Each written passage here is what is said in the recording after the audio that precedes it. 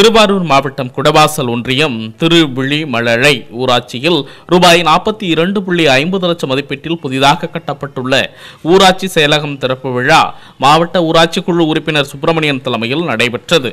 திமுக ஒன்றிய செயலாளர் ஜோதிராமன் நிகழ்வில் பங்கேற்று கட்டிடத்தினை திறந்து வைத்து குற்று விளக்கு ஏற்றி வைத்தார்.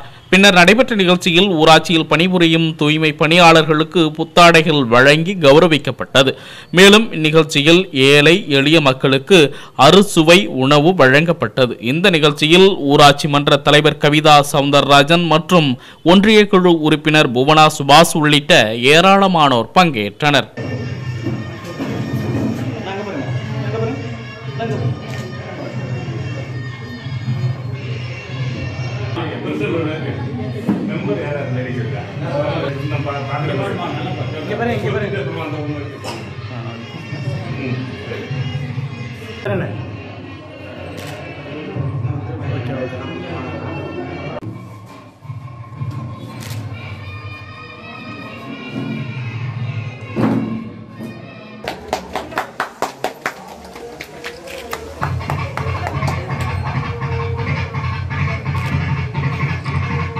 அப்படியே பார்த்து